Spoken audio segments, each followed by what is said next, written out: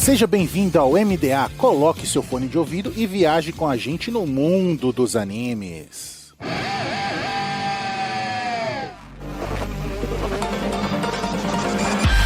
E estamos no ar com o MDA, seja um navio pirata ou uma nuvem voadora, viaje conosco no mundo dos animes. E nesta semana vamos falar sobre por que os mangás agora têm tanta pressa.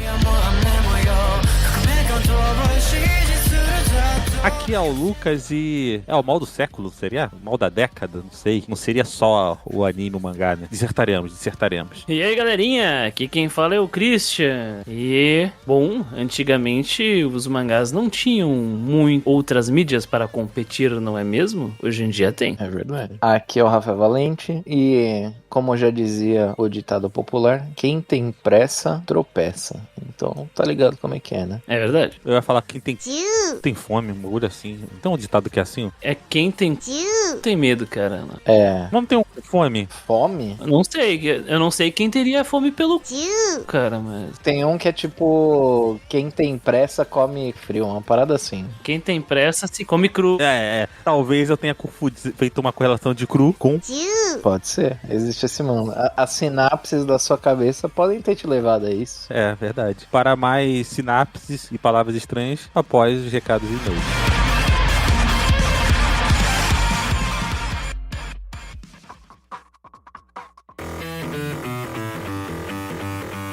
Gente, o patrão ficou maluco na Anime Hunter. Sim, nossos parceiros agora estão com 15% de desconto no Pix e no dinheiro e 5% de desconto no cartão com o cupom MDA. Também somos parceiros da Crunchyroll, o maior streaming focado em animes no Brasil, e Rádio J Hero, onde estamos todo domingo às 4 da tarde.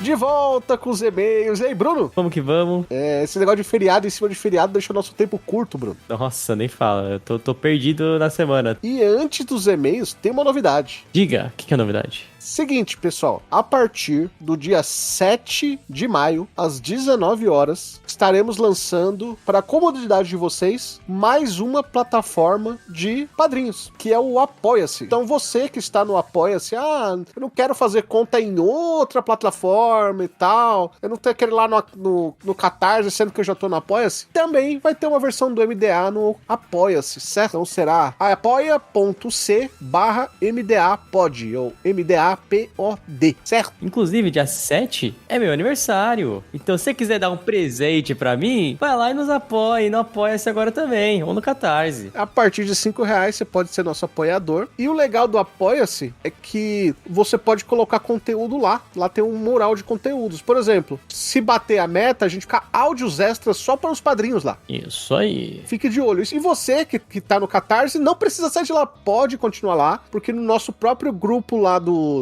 Telegram, você também vai receber tudo que o pessoal do Apoia-se receber, tudo igual, tudo dividido certinho. É só pra ter uma maior facilidade pra você que já tá no Apoia-se, certo? Exatamente. Às vezes a pessoa já tá apoiando outras coisas ali no Apoia-se, não quer mudar de plataforma, às vezes, sei lá, tá com coisa, o cartão já tá cadastrado. Então, pra comodidade de todo mundo, a gente tá ampliando as possibilidades. Exatamente. Então, nossa campanha tá lá em beta, mas ela vai se iniciar oficialmente dia 7 de maio às 7 horas da noite. Certo. Bora pros e-mails? Bora que bora. Começando com as mensagens do Spotify. Ele, né, o nosso queridíssimo Gui, também conhecido como Cafezinho Gelado, fala sobre o MDA 237 ou 237, Frieren e a jornada para o além. Ele diz o seguinte: o que se passa em Frieren? Nada. Bruno 2026. Realmente, nessa temporada não passa nada. Frieren realmente é um slice of life maravilhoso. Ótimo de assistir comendo um bolinho de milho enquanto toma um café no domingo à tarde. Bom. Mas não acontece nada relevante. A temporada passada foi incrível e esperava bem mais nessa. Essa temporada facilmente seria um filme e de quebra ganharíamos 10 episódios avançando a história. Seria muito melhor. De todo modo, Frieren nunca é ruim e Slice of Life é jogar seguro. Pô, eu vou te dizer que eu até concordo com a ideia do filme, entendeu? Eu concordo com a ideia do filme. Não sei se talvez um domingo à tarde eu viria Frieren, porque eu ficaria com sono. Mas eu concordo com você que, cara, realmente a expectativa era maior. E talvez isso, como a gente falou no cast, né? Talvez isso que atrapalhou um pouquinho a segunda temporada de Frieren. O Carlos falou sobre isso no episódio também, mas eu não sei se eu concordo com a ideia do filme por uma só questão. Geralmente, o filme, ele pega um arco do anime e ali é um arco de começo, meio e fim. Essa segunda temporada são vários episódios soltos, né? Meio que o Normal Days. Não sei se ia funcionar como um filme, cara. Porque ele não é unitário, sabe? É só a Frieren e os seus discípulos ali andando junto. Acho que a gente até discutiu no cast aí, né? Sobre a questão do próximo arco que viria e tal. Mas eu fico me perguntando, a gente nunca vai saber a resposta, né? Mas se fosse um filme, será que a direção ele não teria arrumado esses detalhinhos? Não teria extraído uma história um pouco mais dinâmica? Também tem uma mensagem do Richard Molina falando: pelo amor de Deus, o que o Diniz está fazendo aqui? KKKKK. Ele tá falando também do episódio de Frieren, né? Aí eu pergunto, por que ele também não podia estar aí? Não, e facilmente a capa é top 10 capas desse ano, tá? Sim, top 5, na verdade, né? Tranquilamente top 5 capas desse ano. A Frieren, adepta do dinizismo. Eu só senti triste que não teve nenhuma menção ao Santos na capa, tá? Mas aí eu sei que é coisa do Lucas isso aí. Não, tem sim, pô. Tem a Frieren apontando pra baixo, ó. E é o Santos. Não comentar nada, mano. Eu vou nem zoar, mano, tá ligado? Que o Santos não tá na melhor fase. Mas sempre pode piorar. Inclusive, enquanto a gente tá gravando, o Santos está perdendo. Enfim, novamente, Gui, cafezinho gelado, grande abraço. Diz sobre o MDA 236. A China dominará o mundo dos animes? Gostei bastante dos animes chineses, mas a maior barreira ainda é a dublagem e os nomes dos personagens. Como estamos acostumados a consumir animes em japonês ou português, sou estranho assistir algo totalmente chinês. Além disso, os nomes que são comuns para eles acabam sendo difíceis de memorizar, principalmente histórias com muitos personagens. É tipo nos animes coreanos, em que geralmente só lembramos o protagonista como em Solo Leveling. Dito isso, quanto mais animes, melhor. Pô, acho que os meninos comentaram muita coisa nesse cast. Se você não escutou esse cast, escute, porque é muito bom. É um cast muito bacana sobre a indústria, sobre essa questão da China ganhando espaço. Ficou muito maneiro. E eu acho que tem um pouco disso também, mas eu acho que é algo mais histórico, talvez, assim. Talvez o Chris até se falasse melhor disso, mas é algo histórico. A gente, como a gente tinha esse costume, mas é algo que a gente ganha com o tempo. Tipo assim, pra gente era muito estranho também ouvir nome de cantor coreano, sabe? E hoje em dia é algo relativamente comum. Então com o tempo isso muda. Ouvir música em coreano, né? Hoje em dia explodiu. O K-pop explodiu. É costume, cara. Tudo é costume. Você falou inclusive sobre o Solo Leveling. Tanto tudo é costume que o manhwa do Solo Leveling é coreano, né? Mas o anime, ele é japonês. Ele é feito por um estúdio japonês. A dublagem original dela é em japonês. Então, às vezes é só algo que fica na nossa mente, né? Porque o nome do personagem está em coreano. Mas se você olhar o Solo Leveling, é todo japonês. E sobre a outra língua, é só questão de costume, né? O K-pop tá aí pra provar. Em pouco tempo aí ele explodiu. Velho, tem vovós assistindo novela coreana aí e não se importando em ver coreano. Não sei se você viu, chegou a ver o meme da galera na Ticketmaster? Do pessoal do protesto contra a bilheteria contra a bilheteria do BTS. É um pouco disso, cara, assim, que a gente tá falando, assim, pô, não é algo isolado pra criança. Se você for ver lá um protesto que eles fizeram na sede da Ticketmaster, só tinha gente demais ali facilmente de 20 anos, entendeu? Então esse é o efeito da coisa, assim, não é algo que tá isolado, com o tempo isso se dispersa entre o mainstream, né, como a gente chama. Sim, e outra, a gente vive cada vez mais em um mundo globalizado também no entretenimento, né? O entretenimento era muito focado ainda no americano, depois no japonês, só que agora cada vez mais a gente tá vendo obras de outros países e isso tá cada vez mais se tornando comum. Então, daqui a um tempo, acredito que daqui a uns 10, 15 anos, a gente vai assistir obras também de outros países ali fora desse eixo e a gente vai achar normal. Tem mensagem também do Papo Nerd com Ela 004, animes antigos que você precisa ver. E a Nakata Koyama fala, ou Nakata Koyama, não sei, fala: adoro o meme do parabéns. Esse meme é maravilhoso, né? Parabéns. Dia 7 me mandem, podem mandar o M do parabéns, os padrinhos aí que estão vindo, tá liberado. Exatamente. E o Eduardo comenta sobre o Papo Nerd com Elas Cast número 22, Lições de Frieren e o Tempo. Amei o podcast, sou muito fã desse anime. Esse podcast realmente é muito bom, das meninas. Diferente da gente que comenta sobre o anime em si, as meninas vão geralmente uma linha mais, vamos dizer assim, filosófica de sociedade, né? Eu gosto bastante de que elas abordam as obras. É que elas não são babaca que nem a gente, né? Essa é a grande verdade. Exatamente, né? essa é a grande verdade. É que os são... Qual que é o nome? Fiquem olhando com pouca coisa, né? Fica se atentando ao detalhe igual a gente e chato. Não são chatas. Esse é o grande detalhe. Se você gostou do anime, ouça o nosso podcast da segunda temporada, né? 237, tá aí também. Exatamente. Gui também comentou no episódio 235 de Kaoru Hana, falou, fazia tempo que não tinha um anime de romance tão bom pra assistir, tão leve que os personagens sejam escritos como a gente e como algo não só pra vender boneco, é verdade? E não tem triângulo amoroso ou ameaça de amiga de infância que aparece do nada. Ele comemora. Excelente anime pra ver de tardezinha e reduzir o cortisol. Espero que a obra não seja obrigada a seguir orientações comerciais. Foi uma grata surpresa, mas sempre me dá medo como os executivos podem querer que a obra siga. Realmente, né? Quando a gente gosta de uma obra, a gente tem medo de repente, o negócio sair dos trilhos, né? Mas vai dar certo. É que vai dar, cara. Pensa assim, ó. Se Blue Blocks provou que é possível, então existe um caminho. É Blue Box, viu? Blue Box. Blue Box, sabe? Blue Box. Você falou Blue Blocks. Quase um Roblox de Blue. É, tá aí, a dicção tá em dia. Blue Box. É, e o Daniel Feliciano diz também sobre o MDA 235. Ele fala, Tsumugi. Cabra safado. É, então é isso aí.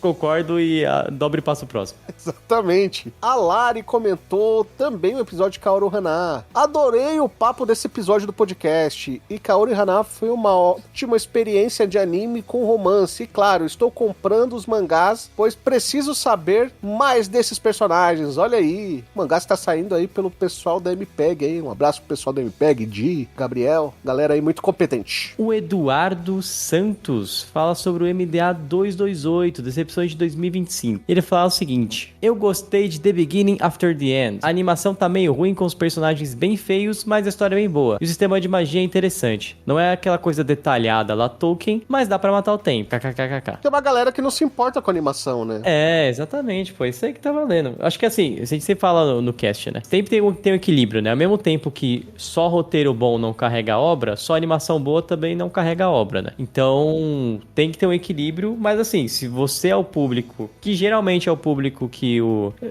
diretor, o mangaka quer atingir principalmente, que é o público que é fiel àquela obra, né? Se funcionou pra você, excelente, tá ótimo. Mas a gente comenta, eles comentaram, né? E outros casts comentam assim, o problema é quando a gente sabe que o anime é um produto feito pra mais públicos, né? E aí, infelizmente, a gente tem que falar que, pô, o anime, nas aspas que a gente fala assim, o anime é bom ou ruim, é muito por causa desse equilíbrio, né? E se você tem boa animação e um roteiro bom, você é o Witch Hat Atelier. Exatamente. Você é o Witch Hat Atelier, você é um Psycho Pass, enfim, tem várias obras aí que a gente pode citar. Bruno, você veio pra isso. Tem e-mail essa semana do Adilson Nascimento, de Porto Alegre, 36 anos. O que ele comentou? Vamos lá, hein? Vamos lá. O Adilson. Grande abraço, Adilson. Obrigado pelo e-mail. Diz o seguinte: e aí, piazada? Eu sou velho, então vocês são os piás. Pessoal do Rio, ó. Desculpa. Pessoal do Sul sempre manda isso aí do piá. Estava ansioso por esse tipo de conteúdo. A fórmula de anime japoneses já me cansou. Eu sou velho. Não aguento mais anime de molequinho estilo Kirito ou menininhas em uniforme do colégio salvando o mundo.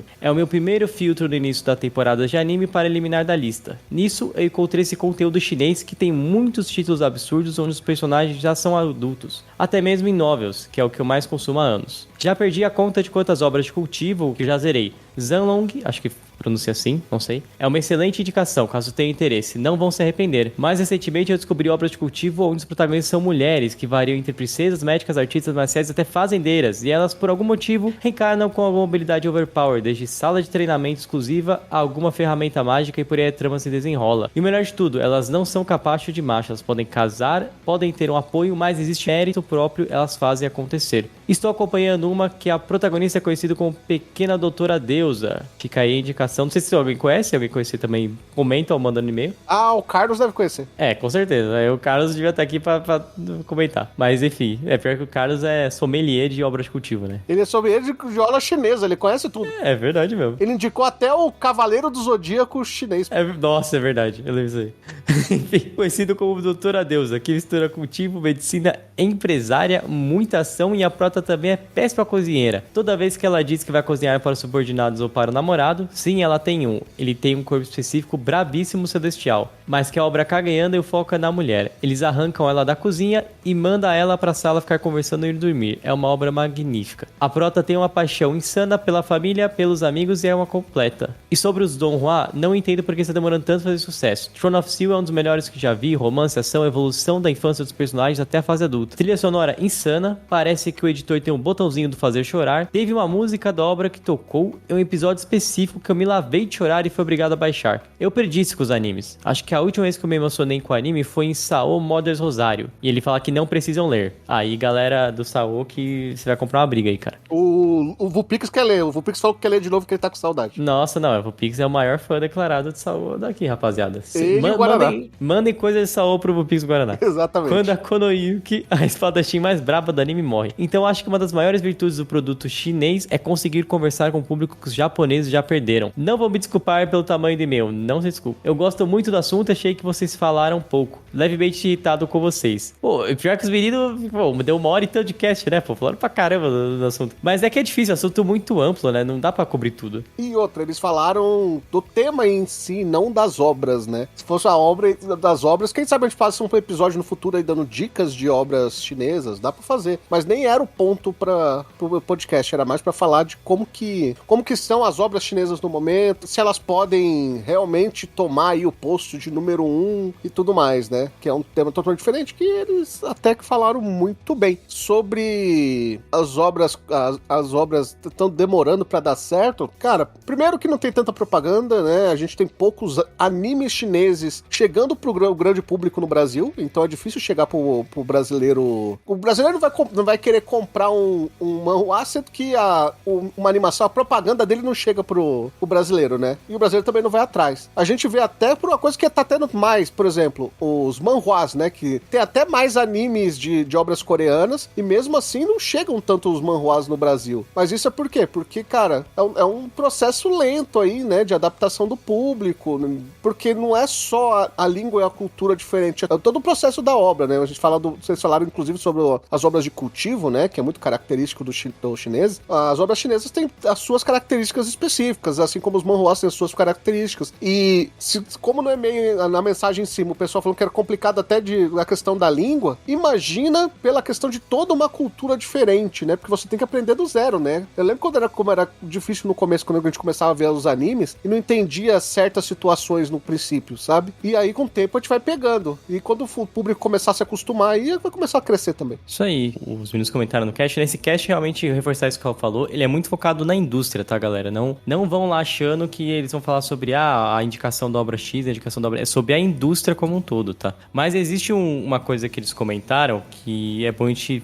até botar esse... Que eu acho que muita gente fica se perguntando, o que falta? Não é o que falta, galera. Esses tipos de processo, eles precisam do que chamam de setup, né? Que é a preparação. Então pensa assim, mesmo o anime, pra ele chegar no mainstream que tá hoje no Brasil, ele passou por um processo que vem desde os nossos pais, entendeu? Há uma maturação, né? Isso, existe toda uma cadeia, todo um processo, quer dizer, um processo de geração, entendeu? Às vezes é um processo de 1, 2, 3 gerações, pra ele conseguir alcançar o mainstream, que é o que a gente chama. Porque quando a gente chega nesse ponto que a gente fala igual anime tá, é que chegou no mainstream, entendeu? Só que pra isso existe todo um processo, existe um trabalho ativo não só dos governos, mas das sociedades em si. Mas assim, a gente tá comentando e a gente reforça, o processo chinês tá muito rápido. Assim, o que eles estão conseguindo nos últimos anos é coisa que o Japão, que a Coreia levou décadas pra fazer, entendeu? Então, não é questão muito do se, é questão do quando, tá? É uma questão muito mais de existirem algumas barreiras que são culturais mesmo e que o tempo que vai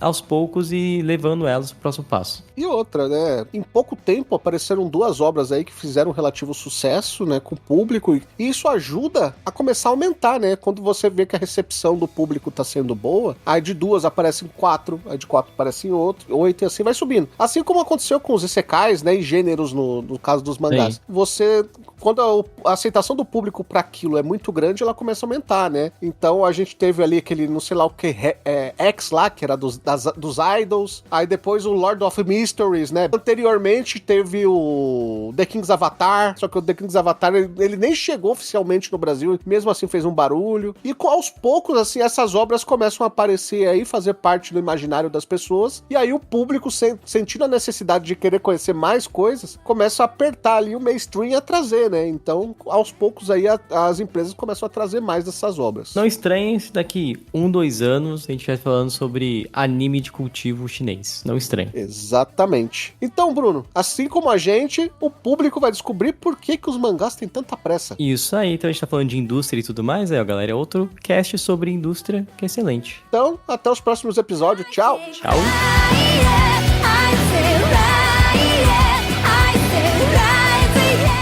Voltando aí dos recadinhos e e-mails. Bom, como a gente tá numa leva aí de falar um pouco da indústria e de fazer nossa famosa futurologia de boteco, né? Fazer nossas próprias análises aí de mercado, de mundo. E hoje, né, a gente vai falar sobre a mudança aí da indústria de animes e mangás, né? Não só de mangás, né? Eu acho que também de animes, né? Porque isso acaba afetando também a forma como se é produzida. E a gente falou um pouquinho sobre como que mudou, né? Nós fomos uns episódios aí atrás, que tivemos um episódio sobre mangás longos, né? Já tem aí uns... Acho que o MDA 219. Porque não temos mais obras tão longas, né? Elas terminam mais cedo. E aí, se a gente tava falando antes da duração, né? Dessas obras como animes, né? Não tanto como mangá, mas como animes. Hoje nós vamos falar mais da parte do começo ali, né? Porque hoje o início das obras está tão diferente. Eu acho que isso daí é multifatorial, né? Acho que a gente pode começar por aí. Perfeito. Que não é só uma coisa que vai levar com que os animes tenham pressa, mas eu acho que uma dos maiores indicativos pra gente poder falar, pô, provavelmente por causa disso, é o que o Chris tinha começado a falar lá já no começo do episódio, que é basicamente o mercado, né? O mercado, ele acaba te obrigando a fazer certas movimentações que acabam transformando o jeito com o qual a produção de anime tem que evoluir, digamos assim, né? Ela precisa seguir um certo ritmo para conseguir se manter relevante, forte, gerando lucro, né? Porque no final das contas, pra quem não sabe, tudo que a gente consome é pra gerar lucro, ponto. Exatamente, perfeito. Ninguém faz bagulho de graça. É produto.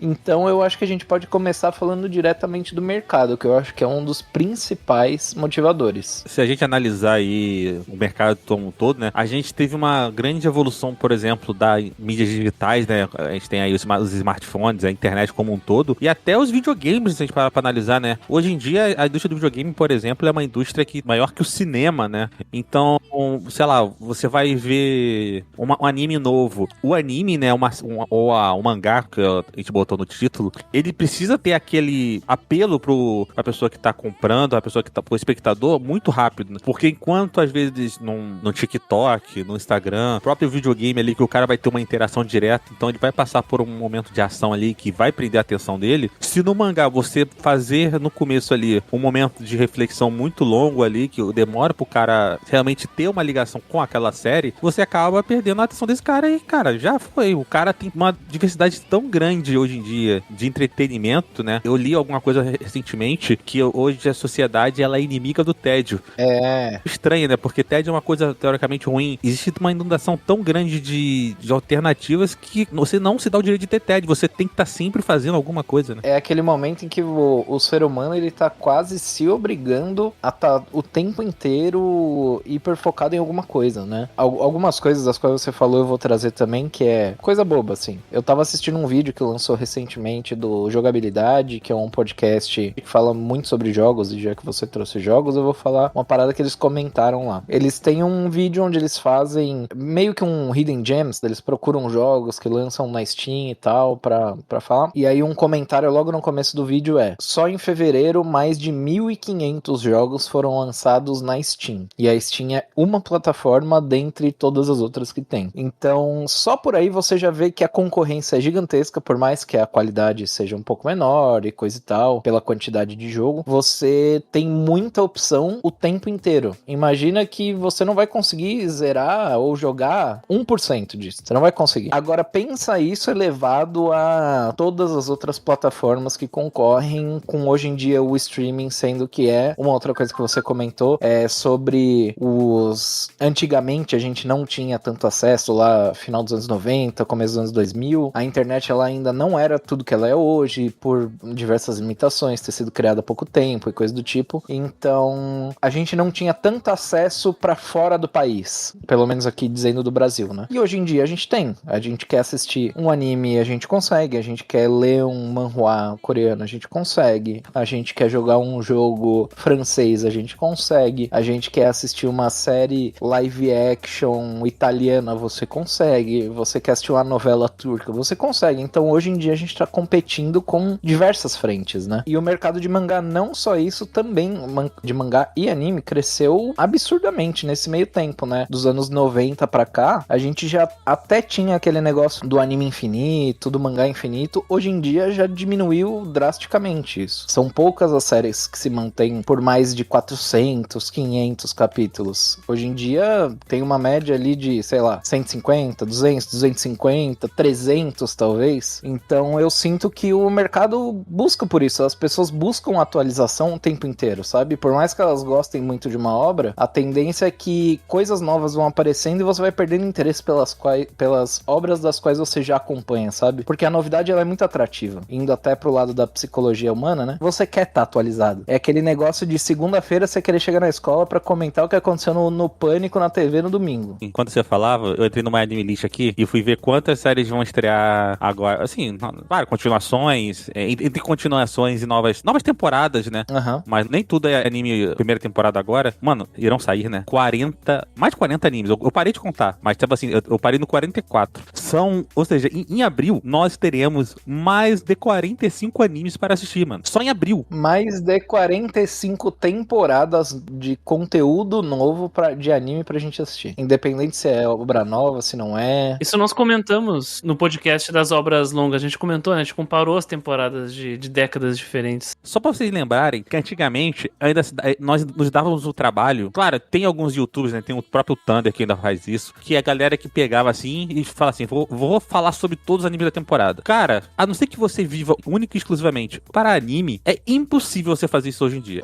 15, 14 anos atrás, quando eu entrei lá no MD, na antiga banda e tal, lá a gente fazia algo parecido que o Thunder faz hoje em dia, que é a gente separava os animes da temporada entre, sei lá, umas 4, 5 pessoas e a gente assistia tudo da temporada. Mas isso dava, sei lá, 30 animes, então no final das contas cada um acabava ficando com 6, às vezes 7 animes. Não era tanto, mas já era maçante. E era difícil de fazer isso, tá? Porque, lembrando, quanto mais anime, mais a chance de ter algo ruim. Na verdade, sei lá, 80% é ruim e 20% é aproveitável. Imagina hoje em dia. Pra acompanhar tudo, tem que assistir 40 episódios por semana. Imagina, agora eu vou fazer uma conta tô abrindo a minha calculadora pra fazer essa conta. 40 episódios de anime por semana. Cada episódio de anime, vamos colocar que ele tem 20 minutos, você pulando o intro e ending. Dá 800 minutos dividido por 60, você tá gastando 13 horas do seu tempo por semana. 13 horas e 33 minutos. Colocando que uma pessoa dorme 8 horas, bonitinho e tudo mais, que a gente sabe que não é bem assim, né? Às vezes é um pouco menos e tal. Mas você fica basicamente um dia inteiro assistindo anime. Pra conseguir acompanhar os animes da temporada, semanalmente. É loucura. Tu fica mais do que um turno de trabalho, né? Mais do que 8 horas. Exato.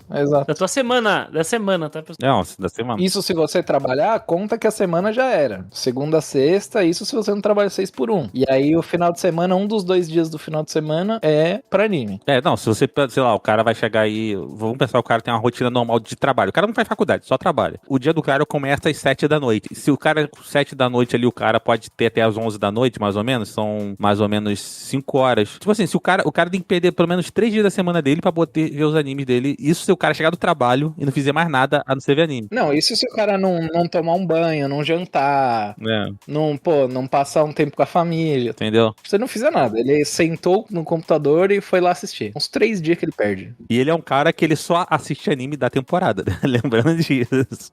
Exatamente.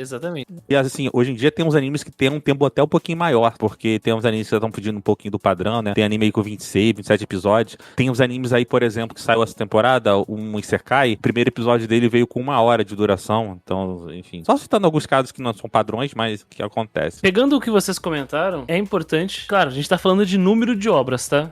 Mas a temática é, por que elas são tão rápidas, né? Então, existe esse mercado super aquecido do Japão. A gente tá pensando só em anime, tá? Mas a gente tem que ir na raiz, no mangá. Boa parte dessas obras, elas são adaptações de mangá. Animes, eles podem ser originais, eles podem ser adaptações de jogos, né? Light novels, e hoje, menos comumente, visual novel. Mas assim, boa parte deles são de mangá, a maioria deles. Os mangás, no geral, eu lembro que nós separamos esse tema porque no podcast dos animes longos, nós deixamos os mangás de lado, né? Nós não entramos tanto em mangá. E a questão dos mangás é o seguinte, o anime, ele vem como um produto para vender o mangá. Isso é, bom, estamos há anos nessa indústria vital, sabemos disso. Correto. Só que hoje em dia nós temos um outro lance. A criança que vai pegar um shonen, por exemplo, um jovem de 12 anos vai pegar uma revista, vai ler Shonen Jump, por exemplo, ele não tem a revista semanal como a única opção de entretenimento dela. Além da competição entre todas as obras que estão sendo produzidas, sejam de animação ou de quadrinhos, existe a competição de um pequeno aparelho, que é portátil, que cabe no bolso, que é o smartphone. E o smartphone, ele tá transformando, ele tá moldando a forma de consumir conteúdo no mundo todo tipo. Correto. Então, isso até entrou em debate sobre as diretrizes internas de Netflix, né, que é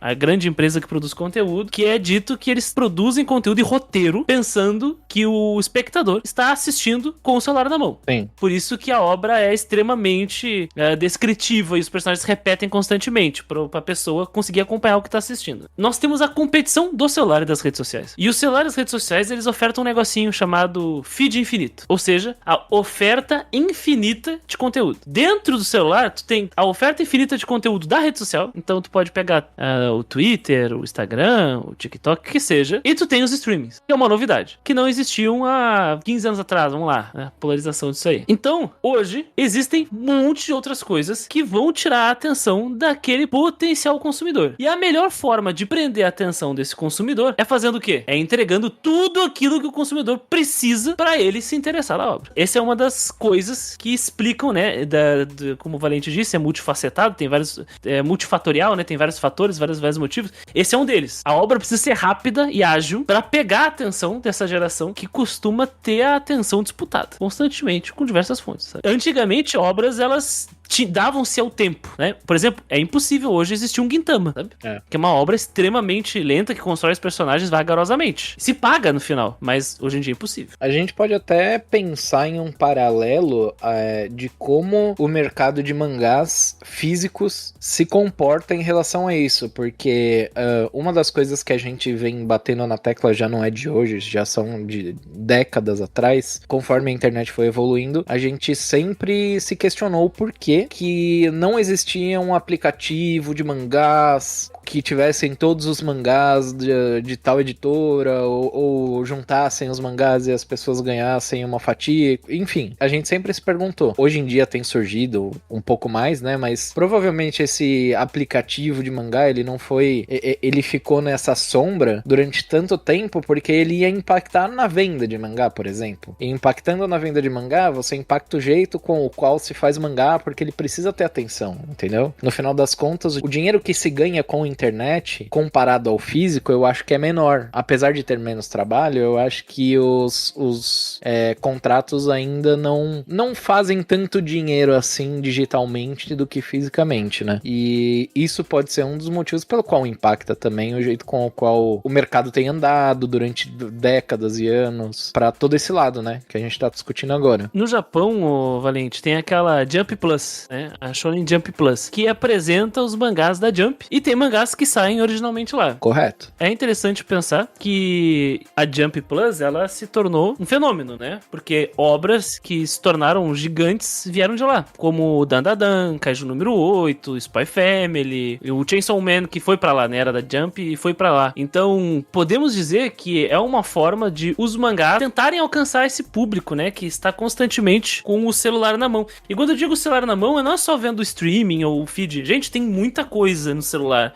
Por exemplo, jogos de serviço. Então tu pega uma obra como Uma Musume, que é um jogo, né? As pessoas jogam no celular, e Uma Musume é um dos jogos que tem a maior lucro dentro de jogos digitais do Japão, sabe? Na casa dos milhões e milhões de dólares. E as pessoas jogam no celular. Então, entre uma partida de Uma Musume, entre uma partida de Fate Grand Order, por exemplo, que é um outro jogo que pode jogar no celular, entre uma partida do Fire Emblem Heroes, ou que seja esses jogos da Nintendo agora que estão proliferando, né, no celular, tem até Pokémon Sleep, né, um Pokémon de dormir. O cara pega e lê o capítulo do Dandadan, da semana. A gente fala que é muito fatorial, é claro, mas assim, tudo parte do fato que existe uma enorme oferta de entretenimento hoje em dia, né? Então você tem realmente essa necessidade. É um movimento humano que já vem há muitos anos, porque eu citei isso em um podcast lá no Animistic, quando a gente foi falar sobre Slandunk, eu acho, ou foi falar sobre Kuroko, eu não lembro qual que é o dos dois, mas que existe, por exemplo, uma diferença abissal. E assim, de novo, uma coisa que eu falei lá, eu não estou comparando a qualidade das obras, mas existe uma diferença abissal quando a gente fala sobre dinâmica, porque Slandunk, que tem um dos melhores mangakas, assim, que eu conheço, né, que é o Takehiko Inoue, mano, o maluco é brabo. Pô, Slandunk tem um ritmo mais lento, mais cadenciado, ele vai te apresentando os personagens com muita calma, apresentando o dilema daqueles personagens, e o basquete, que é o grande esporte da obra, só vai ter um jogo de fato, no anime eu lembro, é lá pros episódios 30 e pouco, quando vai ter um jogo assim de equipe, né? Tem as peladas ali, mas jogo de equipe mesmo, que é o... Agora eu não lembro qual é o nome da equipe do Slandunk lá. Shouhoku! Mas enfim, só vai ter o grande jogo lá pro episódio 30. A questão é, pô, demora mais de 30 episódios pra ter de fato um grande jogo, sabe? Ou seja, um anime você tem 30 episódios pra ter o primeiro jogo da equipe, enquanto em Kuroko no Basket, episódio 2 já tem um jogo, tá? No episódio 2 você já sabe quem é o Kuroko, já sabe quem é o Kagama, já sabe sobre a geração dos milagres, e você já entende qual é a dinâmica daqueles personagens ali. Então, assim, de novo, eu não estou falando sobre a qualidade das obras, eu acho que nem entre a pena entrar nisso. Acho que todo mundo já sabe a qualidade de Slandunk. É muito mais fácil tu pegar pra alguém e falar assim, olha aqui, isso aqui é Kuroko no Basket, com 2 episódios, do que chegar pra pessoa e falar assim, olha, isso aqui é Slandunk, vale muito a pena, assiste. E aí a pessoa vê 3 episódios e vê ali o nosso ruivo batendo perna, discutindo, fazendo, cara, demora pra pegar o cara. Por mais que seja uma melhor, pra coisa dinâmica que as pessoas querem hoje em dia, demora mais pra pegar o cara, pro cara entender a dinâmica dos personagens ali, pro cara chamando outro de macaco, e não é de uma forma racista, deixando bem claro. As sagadas do Sakamichi, saca? É Kagawa, né? O Kagawa e tudo mais. Existe sim uma mudança de mercadológica que foi necessária pra você ter disputa, mas isso vem antes mesmo da geração TikTok, vem antes mesmo da geração streaming, e sim da grande...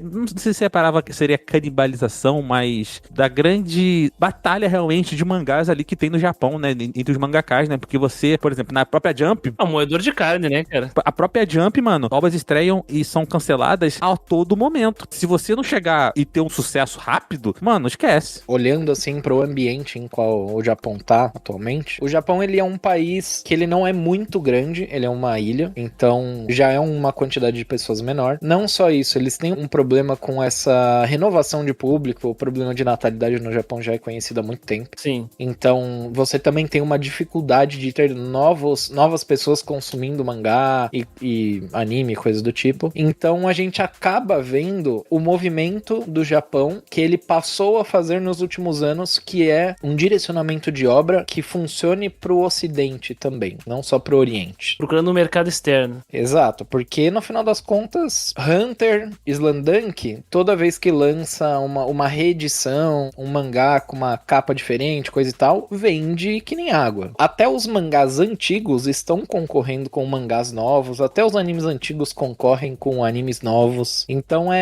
literalmente lá eles precisam de público. E lá é difícil. Então eles, conforme os anos foram passando, eles foram fazendo essa transição de mercado, né? Pra poder ter um público exterior. Até porque, aqui no Brasil, tem lá os anos 80, anos 90, Rede Manchete, coisa e tal, que já vinha anime, mas era só uma pílula de anime. E aí, a partir ali dos anos 2008, 2010 ali, começou a ter uma cultura disso, pelo menos no Brasil, que é um dos locais onde mais tem japonês fora do Japão. E eu acredito que tenha sido assim com diversos outros locais. Os Estados Unidos é um local que o pessoal pessoal consome muito, muito anime e mangá. Eu acho que lá vende tanto anime e mangá quanto aqui no Brasil, inclusive. Na França tem um movimento muito forte de mangá, né? A França é um mercado enorme. O movimento de quadrinho da França é bizarro. Então eu sinto que hoje em dia eles afunilaram tanto e tinha tanta demanda que eles começaram a olhar pro mercado externo pra conseguir soltar essa demanda, né? Tipo, pô, o público do Japão não tá mais fazendo o dinheiro que a gente precisa que faça. Então tem que ir pra fora. Os quadrinhos que mais vendem na França, nos Estados Unidos e no Brasil são mangás, proporcionalmente falando. A quantidade de vendas e quantidade de obras. E olha que a França é um mercado de quadrinhos extremamente maduro, sabe? É um dos mercados de quadrinhos mais desenvolvidos e avançados, assim, do mundo do ponto de vista de tipos de obras que são produzidas, formatos e tal. Os Estados Unidos é enorme também. O Brasil tem suas questões, né? É um mercado que tá amadurecendo com o tempo e tal. Precisa de uma renovação de público, mas a renovação, no geral, acontece pelo mangá. E o mangá vende muito. Um movimento também que a gente tá vendo acontecer devagarinho, mas conforme os anos vão passando vai deixando mais claro isso. A França já vem publicando autores japoneses imediatamente na França, ao invés de importar as obras. Pô, o cara publicou no Japão, a gente pegou, importou e fez uma versão francesa. Não. Ele chegou no cara, falou assim, ó, queremos uma obra sua, você vai criar ela, ou se você já tiver alguma em mente, e aí você vai fazer pra gente. O primeiro lançamento dessa obra vai ser na França. Isso já aconteceu com algumas obras. Já. No Brasil acontece também tem alguns autores como o Glitch Telling de Sense Life, ele tem uma inspiração muito grande em mangás, e ele é um fenômeno no Brasil, né? Um brasileiro desenhando algo parecido com um anime mangá e publicando no Brasil e fazendo um super sucesso, né? Então o mercado ele tá expandindo cada vez mais pra gente ter consumos diferentes de mangá, por exemplo. Então já conseguimos contar vários fatores, né? Vários. Seja a mudança das tecnologias, a presença do smartphone e redes sociais, a competição tanto no mercado de anime e mangá, a presença, a necessidade de vender pro ocidente. Isso é muito interessante. E vamos para pensar do ponto de vista narrativo. E pegando alguns exemplos, não sei se vocês acompanham o meu pensamento. Vamos lá. Vamos pegar o Kaiju número 8 e Dandadan. Os primeiros capítulos desses mangás são extremamente rápidos, velozes, e o Dandadan chega a ser até meio um negócio meio psicótico, sacou? Começo do mangá. Não, o Kaiju Number 8 é bizarro também. É bizarro. Sabe? Tudo é entregue. Esse é o personagem, a vida dele mudou assim, aconteceu isso e agora ele tem isso aqui, ele faz isso aqui. Cara, esse é um padrão que acontece tanto no Dandadan quanto no Kaiju número 8. Contextos diferentes, mas a mesma coisa. Acontece exatamente a mesma coisa. Não sei se tem uma correlação direta ou não, se é só uma tendência não necessariamente de mercado. Antigamente, a gente tinha muito conceito de poder da amizade, né? Você vai lembrar de Fairy Tail, o próprio Naruto, de certo modo, também entra nisso. One Piece. Vários desses animes causavam um sentimento de por que esse cara é tão fraco, por que esse cara não resolve as coisas, porque o cara tinha que ir lá enfrentar o inimigo, passar por aquele frustração de não conseguir vencer, aí voltar, passar por um treinamento, ganhar uma habilidade para que aí sim ele consiga enfrentar o grande boss do arco ali. E essa luta geralmente ela durava assim vários capítulos de vários episódios. Hoje em dia, até por causa dos isekais, mas não exclusivamente por eles, o próprio Kaiju número 8, ele é um pouco dessa linha também. A fantasia de poder, tu quer dizer? Antigamente a gente tinha muito mais personagens que eram normais em seu mundo e que tinham que passar por a frustração de serem derrotados, de passarem pelo processo de treinamento, só aí, uma longa batalha até vencer. Hoje em dia a gente tem personagens que rapidamente eles já estão aptos a vencer quando eles já não começam a obra superiores. O próprio Overlord, né, que não é bem um mangá, é uma light novel, mas assim, quando a gente fala de mercado no geral, isso acontece muito. Mas em mangá acontece muito também. O Kaiju número 8 é um exemplo. Pega o próprio Jujutsu Kaisen, cara. Jujutsu Kaisen é assim também, sabe? Isso, de personagens que estão aptos a vencer desde o começo. Você acredita que é um dos motivos também pra você pegar o usuário, né, pegar o espectador tão rápido? Você acha que tem correlação narrativa? É uma boa reflexão, viu? Agora que você falou, eu não tinha parado pra pensar. É realmente uma boa reflexão. E achei perfeita o teu pensamento, porque analisando o ponto de vista dessas obras que tu tem personagens que são expostos ao mundo estranho, ele encontra desafios, ele é derrotado, ele esforça, junto com a amizade, e supera, isso é uma fórmula que surgiu nos anos 80. Essa fórmula oitentista do Hokuto no Ken e do Dragon Ball, porque eles que estabelecem, instituem isso, né? Anteriormente, isso veio dos mangás de esporte, né? Pega o Ashita no Joe, por exemplo. Então, essa ideia de ser alguém que é como qualquer um, como o leitor estivesse se projetando naquela visão cotidiana cotidiana do personagem, e aí através do esforço, do aprendizado, da amizade, existe o esforço, existe o desafio, e ele supera o desafio. Hoje em dia não há mais tempo pra isso, né? Por que não há mais tempo pra isso? Porque o mangá precisa fazer sucesso. Se ele não fizer sucesso, ele vai ser devorado, tanto pelas redes sociais, quanto pelos outros mangás, né? Exatamente. E se tá numa revista como uma Jump da vida, tu vai ser machadado pra fora da revista, sabe? Tchau. Então, o que que acontece? Pega o Jujutsu Kaisen que eu citei. Jujutsu Kaisen é um shonen de batalha, de lutinha, de bonequinho se batendo. Saiu na mesma casa que o Dragon Ball saiu lá na época dele, há décadas atrás. Só que ele funciona através de um processo diferente. Tem as amizades? Tem. Existem os desafios? Existem. Só que esse personagem ele já nasceu poderoso. O desafio dele é interno. Mas quando ele precisa, na hora da batalha, ele resolve. O próprio, sei lá, tem um anime baseado em mangá recente, que é o História. Não sei se vocês assistiram o História. O História. Ele é um pouco disso, assim, não é que o personagem seja ultra poderoso, né? Não é que ele seja forte desde o começo ou overpower. Ele não é isso, mas é aquela condição de ele está apto a vencer a qualquer momento. Sim. Não tem que passar por aquele processo de vou ter que parar, vou ter que do Naruto e ter que ir lá. Em vez de ir direto pro meu objetivo, vou voltar pra treinar com esse cara, vou passar por todo um arco antes de a gente voltar pra trilha da história ali principal, entendeu? Pega como exemplo o primeiro arco do Jujutsu Kaisen, cara, que é do monstro lá na fábrica. Cara, o Itadori ele sozinho, tá entendendo? Todo mundo se mata lá, ele vai lá e é possuído pelo o espírito Ragatanga lá do Sukuna e resolve. E aí a dinâmica é o que acontece depois. O Kaiju número 8 é isso aí. Aparece o monstro, o monstro mais pica do mundo, vai o nosso Kafka protagonista e dá um soco e resolve, sabe? Existe esse lance da fantasia de poder que ela tornou cada vez mais emergente no Isekai, que tem diversos motivos para ser assim. Até lá no Grinding Cast nós gravamos um podcast sobre Isekai, né? No Grinding Cross Isekai, que falamos sobre as motivações culturais do Isekai ser dessas formas que ele é. Então já fica a dica. Mas olha que interessante. Isso tá se espalhando pras obras porque elas precisam ser imediatistas. Elas precisam entregar, sabe? Precisam pegar o público. Claro, dá pra fazer de várias maneiras, né? Por exemplo, um personagem que não é overpower, superpoderoso desde o começo, que pega o gancho ali do espectador de outra forma, que vem de um mangá, e de mangá de muito sucesso, talvez seja o próprio Kimetsu, que eu não sou fã, deixando bem claro, que em vez de ele trazer pelo Tanjiro ali no começo, ele pega pela morte da irmã dele, né? Mas, de novo, ele faz isso muito rápido, né? Ele te mostra o problema. Muito rápido. Ele te mostra o problema e ele já te direciona a solução. Não existe um grande mistério, assim. Cara, o Tanjiro vai pro treinamento e sai perfeito do treinamento. Ele resolve todos os problemas do treinamento. Ele sai perfeito.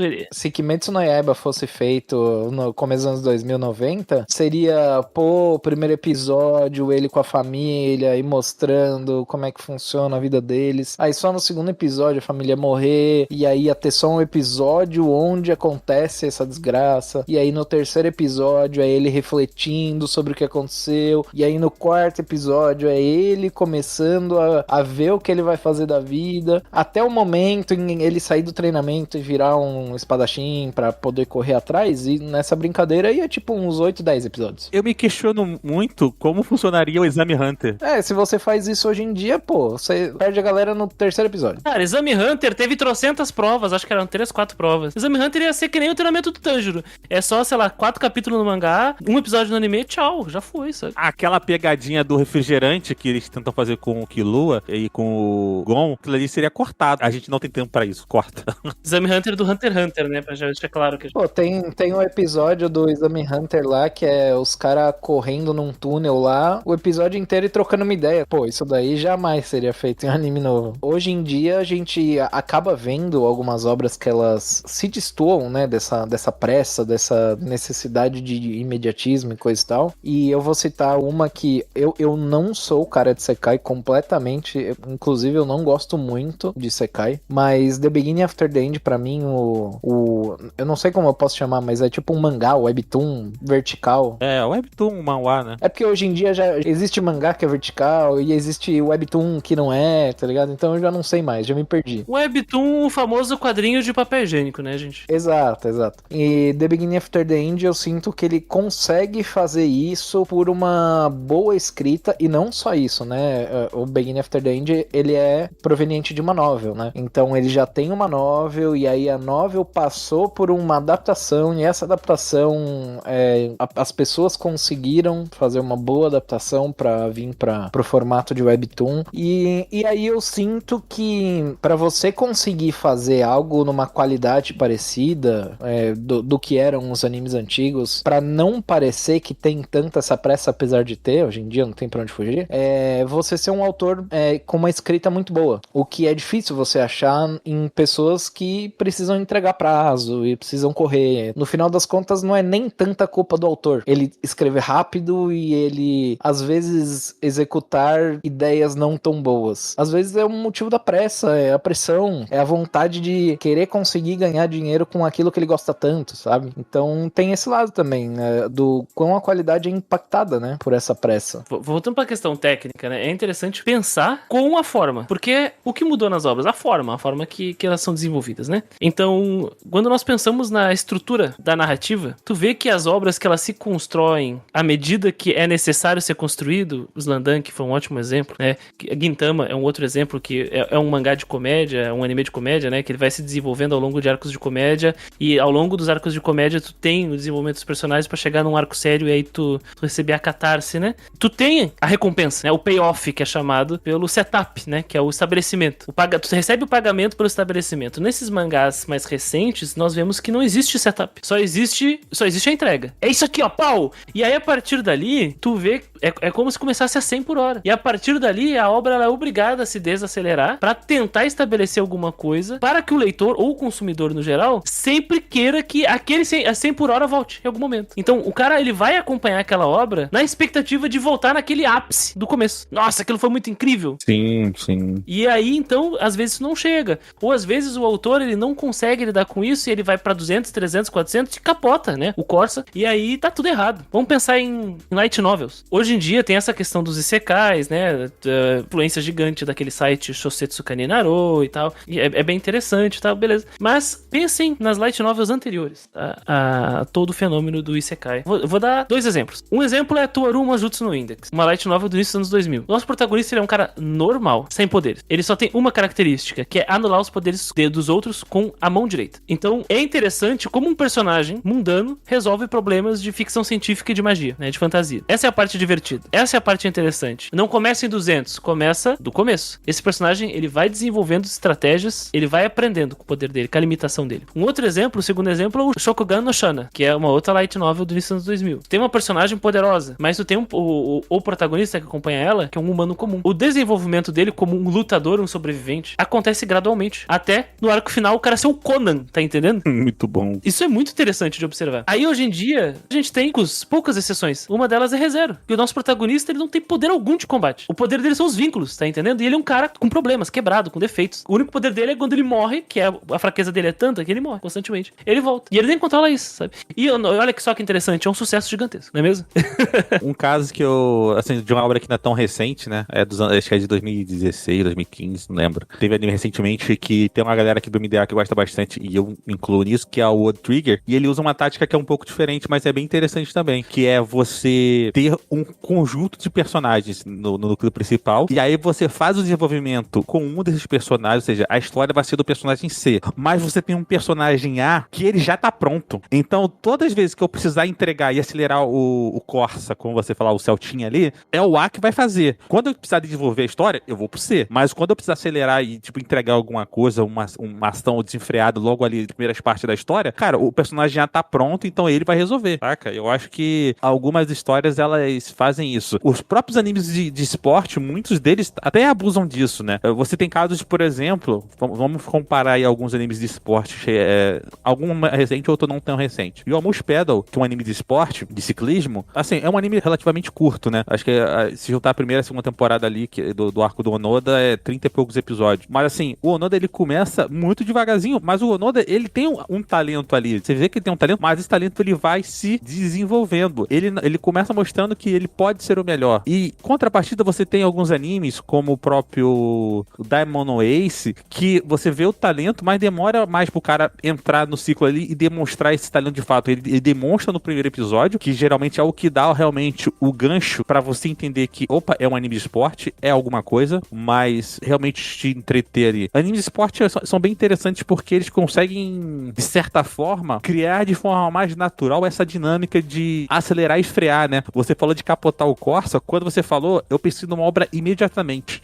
E eu não sei se alguém que vai estar nos ouvindo vai pensar nessa obra, que foi Shokugeki no Soma. Nossa, Shokugeki no Soma passou muito mal. Porque Shokugeki no Soma, ele começa muito acelerado, em determinado momento ele tenta frear, mas ele não consegue, mano. Ele não consegue. E aí ele precisa entregar mais, e quando vê, ele capotou. Em determinado momento, o Shokugeki no Soma ele consegue manter. Ele vai começando subindo, né? Ele vai acelerando. E ele vai mantendo até o momento que tem um urso vivo no meio da cozinha, tá entendendo? Eles vão morrer por causa que tem um urso ali. Daqui a pouco tem uma pessoa que usa uma moça pra poder misturar massa, sabe? Aí, beleza. Aí capotou o Corsa mesmo. Uhum. Às vezes a galera que faz a produção dos mangás e coisa e tal, teve essa mesma reflexão de, tipo assim, pô, a gente tá cada vez mais fazendo anime onde ele tem que se superar e tem que ser mais, e tem que ser maior, e tem que ser mais fantasioso e coisa do tipo, até que chega um momento onde não dá mais. E se a gente fizer uma coisa onde tudo isso, toda essa bomba de poderes e coisas já é estabelecido desde o começo? E se a gente fizer isso? Deve ser algo que eles pararam pra pensar em algum momento. Mas do ponto de vista vamos pegar aqui o Shokugeki no Soma com o nosso objeto de estudo aqui, nosso estudo de caso. Cara, ele tem um elenco maravilhoso de personagens. O autor, ele podia trabalhar com esse elenco. Ele podia desenvolver habilidades que os personagens não têm, porque cada um é uma especialista em alguma coisa. Então, poderia sim. Mas não, vamos fazer mais um torneio e, na verdade, tem um grupo de assassinos gourmet e aí precisamos vencer e aí, na verdade, esse é o filho perdido do fulano, sabe? Cara, por que isso, sabe? Não precisava disso. Eu lembro de Tower of God também. Tower of God é uma obra legal que ela começa num ritmo lento, assim, que difícil ver de novo isso acontecer. Das obras recentes, assim, Tower of God, primeira temporada. E talvez,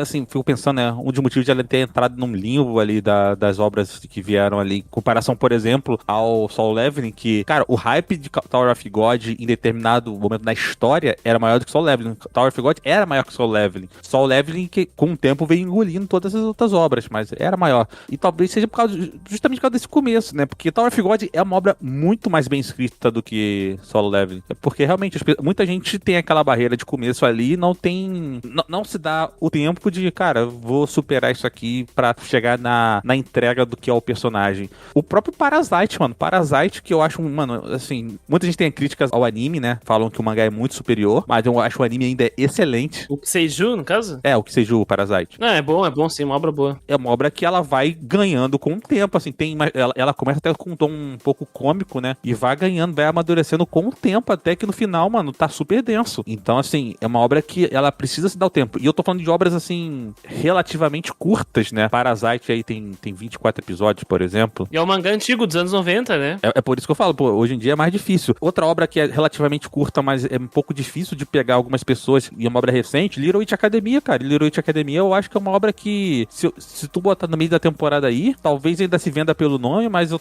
difícil pegar. Log Horizon, outro. Log Horizon é muito bom. É muito bom. Pô, vai demorar um pouquinho a pegar ali, porque são núcleos de personagens que não vai te entregar essa, não sei se a palavra é catarse, é a palavra ideal, logo no episódio 1 ou episódio 2, taca? Essa dopamina. É, mano, não vai, mano. Que no caso o Log Horizon e o Maoyusha, que são obras do mesmo autor, tem essa pegada, né? Tem essa pegada contemplativa de desenvolvimento gradativo. Inclusive, uma coisa, já levantando o que vocês falaram de Log Horizon e tal, uma coisa que é surpreendente é o sucesso que Frieren tem feito, né? Porque o Frieren vai completamente contra tudo isso, né? Na contramão, é. Vai.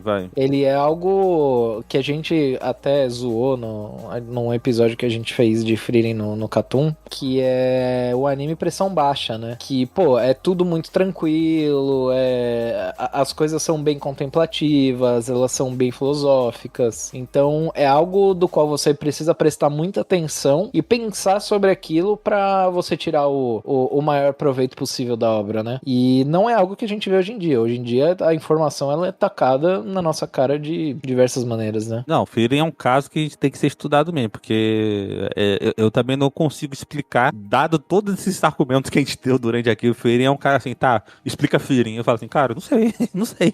Isso daí é algo que provavelmente a gente teria que estudar o autor, porque muito da culpa disso acontecer é dele. Então tem que estudar esse cara e ver se ele fez obras anteriores, pra ver se ele já tinha trabalhado, já tinha amadurecido a escrita, porque pra mim, Frieren é obra de arte. Eu não sou muito fã de Frieren, não, mas eu tenho que dar o braço a torcer que o cara conseguiu realmente fazer uma parada bem... única. Contra-intuitivo do que é o mercado criado hoje, né? Porque ele conseguiu realmente fazer uma parada ali num pacing que não é tão catártico no começo, é mais contemplativo e ainda assim conseguir fazer um sucesso aí absoluto, né? Botar no top 1. Eu não sei se ainda tá na presente data, né? Mas ficou vários meses ali no top 1 do My Anime List e se você pegar assim os animes assim, as séries, né, que estão ali no topo, cara, tu vê que ele é completamente contra o movimento, né? Tá em primeiro lugar até agora, tá? Pra tu ver. Se Frieren fosse um apresentador, seria o João Algordo e o mercado seria o Dado Labella, porque Frieren traiu o movimento. É verdade. Traiu e não foi pouco, não. É uma esperada assim que vai diferente, né? Windbreaker, todas as obras que fazem um relativo sucesso hoje em dia são bem diferentes. Qual uma obra que você consegue bater o olho logo no começo dela e ver que ela tem pressa? Eu já vou trazer uma e vou explicar o motivo. Não vale Isekai, não vale Isekai. Vamos lá. Vamos lá. Não é Isekai. Não é Isekai. Mas não pode valer Isekai, porque boa parte desses de fantasia de poder são assim, pô.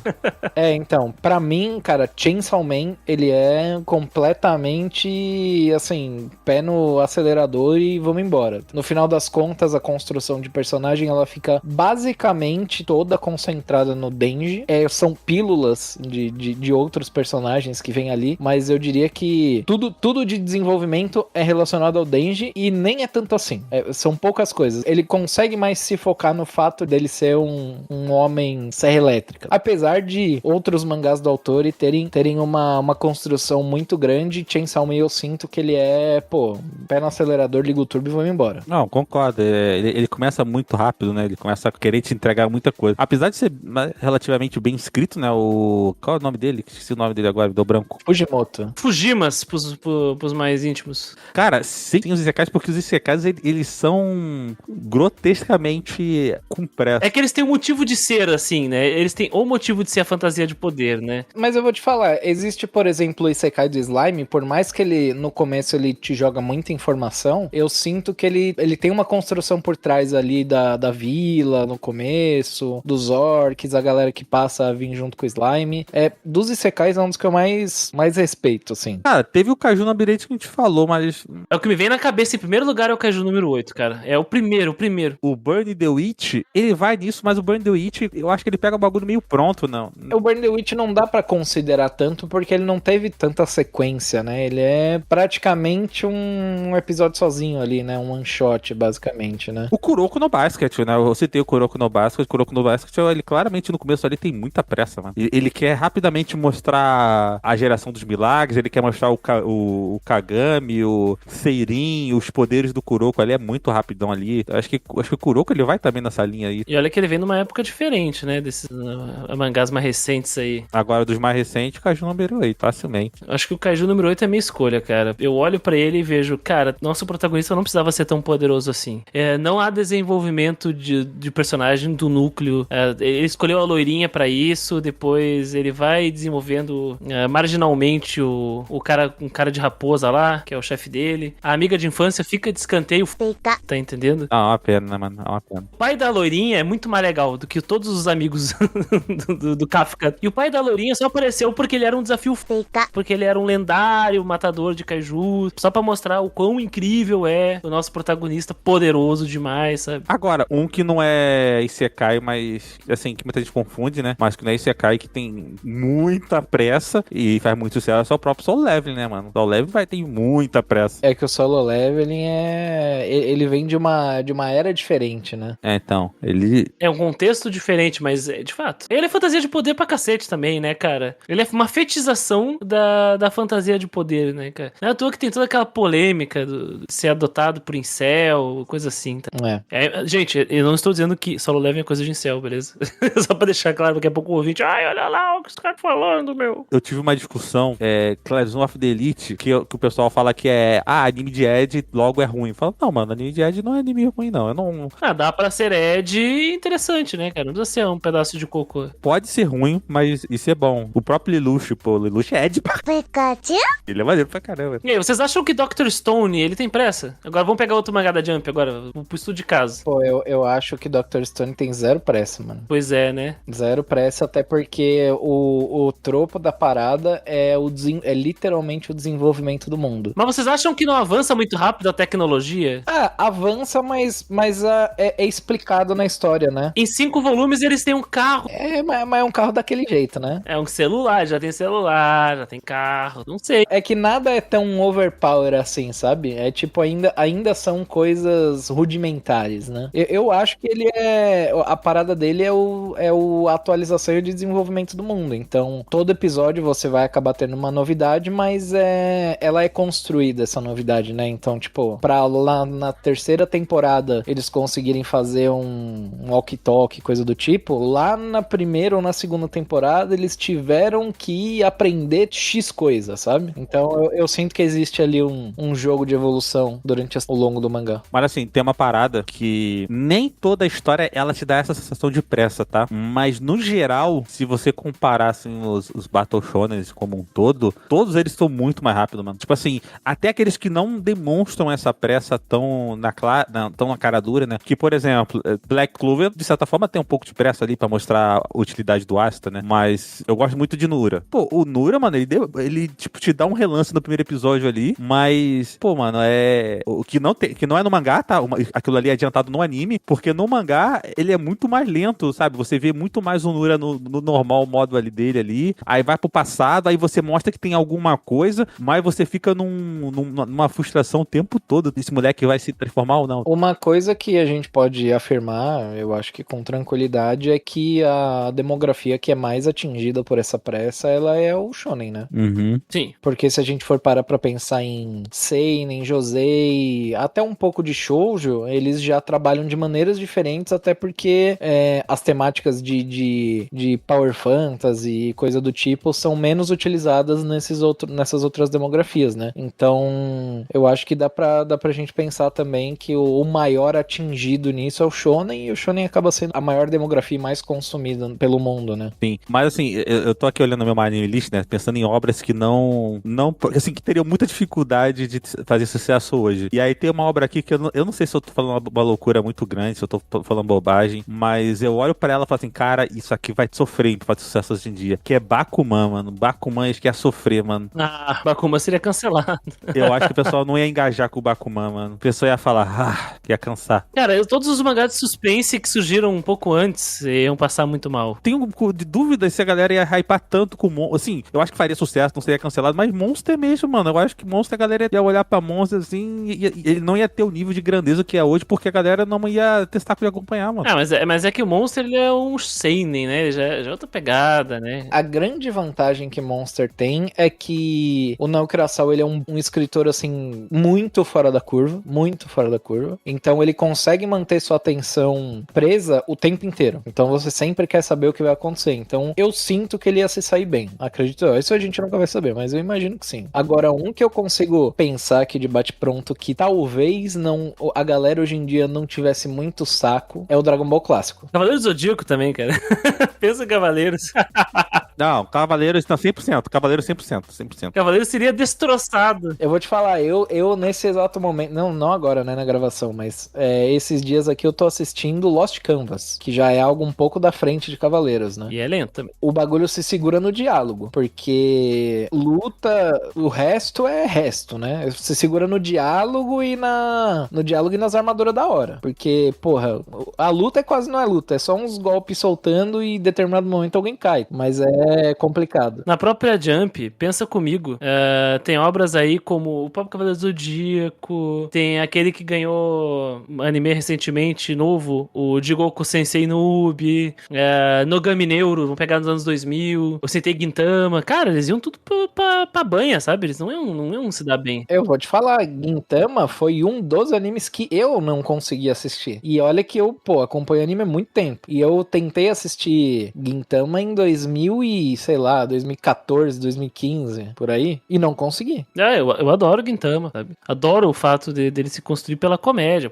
Mas eu sei que ele não é pra todos, né? Porque ele é muito, muito japonês. Mas tem várias outras obras. Assim. Se algum dia alguém vir e falar assim, qual obra japonesa você acha que nunca vai lançar mangá no Brasil? Eu falo Gintama assim, sem sombra de dúvida. Infelizmente. Provável, bem difícil. Pega obras como Yu Yu Hakusho e Shaman King, anos 90, tá? Sim. Na naquela época, nos anos 90, eles já sofreram pressão editorial pra serem rápidos. Naquela época. Isso devido a que a gente comentou de eles ter que sobreviver na revista, né? O Shaman King e o Yu Hakusho eram pra ser mangás sobrenaturais de resolução de problemas do dia a dia, de espírito e de tudo, né? No caso do Shaman King era incorporando os fantasmas lá e resolvendo problemas no mundo espiritual e terreno, e no Hakusho resolvendo casos, né? Como detetive. Deu ruim e rapidinho virou torneio nos dois, sabe? E o Shaman King é muito triste o que acontece, cara. Tem ali capítulos dele resolvendo coisas do cotidiano, daqui a pouco aparece um cara com uma lança abrindo um carro no meio, falando, eu vou me tornar o rei do xamã, e é isso, sabe? Tu consegue ver. Pique Hitman Reborn, né? Que tá ali de boa, as comédias ali do Tsuna, do nada Anéis Vongula. Nossa, Normal Days hoje em dia não se cria jamais. Já não se criou naquela época, né? Porque tem-se a história, né? Mas eles tentavam. Mas tem muita gente que gosta de Reborn. Apesar de Normal Days ser horroroso, tem muita gente que gosta de Reborn. Mas Reborn se criou pela ação. Mas eles tentavam antes. Hoje em dia nem tentam, eles já começam correndo, né? E o Hakusho e Shaman King, eles tentaram. Então. Hoje em dia eles olham pra Reborn e falam, não vamos fazer isso nem ferrando. Uma obra que vocês acham que ela é acelerada e vocês falam assim, cara, seria completamente diferente ou seria muito diferente se fosse dado o devido tempo para desenvolvimento? Chainsaw Man. Chainsaw Man. Eu fico com o Kaiju número 8. Eu acho que se ele tivesse saído nos anos 90, cara, tinha ter um mangá bem mais longo, ia ter um mundo muito mais desenvolvido. Muito mais desenvolvido. Não, se tivesse saído nos anos 90, o fato do Kafka ser o cara que limpa os kaijus, nossa, ia ser trabalhado muito mais. Sim, a consciência de classe dele ia ser trabalhada como trabalhador, isso é muito superficial na obra. A gente ia ter um mundo de fato desenvolvido que a gente não tem, né? No mangá pra valer. A gente não sabe o passado, o surgimento, fica aí já tirado, sabe? Então, ok. É verdade. Mas teríamos certeza que isso seria trabalhado. Fica naquele limbo se foi pressa ou deficiência do autor, né? Mas, enfim, jamais saberemos. Ou saberemos daqui a pouco ele lançar outro mangá. Se ele lançar o próximo, a gente vai descobrir. E o contrário, Lucas, eu concordo contigo. Bakuman ia ser destroçado, Cavaleiro do Zodíaco ia ser destroçado. Hoje em dia, assim, não iam resistir. Iam passar mal, respirar por aparelhos pro pior, assim. Enfim, e você, ouvinte, você concorda com a gente aí? Você discorda? Qual é a obra que vocês sentem que tem muita pressa e qual a obra que vocês falam assim, cara, essa aqui poderia ter mais pressa, né? Essa aqui é devagar, dá um soninho. Ou tem as obras que também que dá uma cansada, né? Enfim, você pode mandar um e-mail lá para podcast@mundosanis.com e deixar seu comentário ou deixar uma mensagem lá no nosso Spotify. Você também pode dar sugestões de pautas como essa, assuntos diferentes sobre a indústria, sobre a animação, sobre mangás, sobre, quem sabe, tokusatsu, né? A gente, acho que na MDA a gente não falou nunca sobre um tokusatsu, né? Quem sabe a gente fala sobre Kamen Rider Game. Seria interessante. Já pensou, ô Cris? Eu adoro o game. Adoro. Eu vou te falar que tem uma galera aqui que gosta bastante de tokusatsu. Pô, o Cris agora acabou de falar que gosta bastante. O Ansem gosta bastante. O cara falando banana. Muito bom. Banana Arms. Cara, saiu um podcast de tokusatsu lá no Grindcast agora em março, que a gente faz um preâmbulo sobre o desenvolvimento do gênero e tal. É bem interessante. Então os curiosos dêem uma olhada lá. Acho que tem espaço aqui na MDA, cara. E não só isso. Hoje em dia tem uma tendência de terem animes com temáticas tokusatsu, né? Então... Teve uns 3 aí recentemente. Então, se vocês quiserem pautas como essa, mandem seus e-mails. E você pode mandar mensagem lá também, lá no grupo dos apoiadores do Padrinho, assim como o Alex Seliger, o Bruno Rezende, o Carlos Petrones, o Guilherme Henrique, o Guilherme Lourenço, o Henry Amaguchi, o Lucas Batista e a Esmi Gonçalves. Com a partir de R$5 você já pode participar lá do nosso grupo do Telegram e dar ideias de pautas, participar das nossas brincadeiras, dos nossos sorteios e tudo mais. Espero que tenham gostado. Até a próxima semana. Valeu e tchau.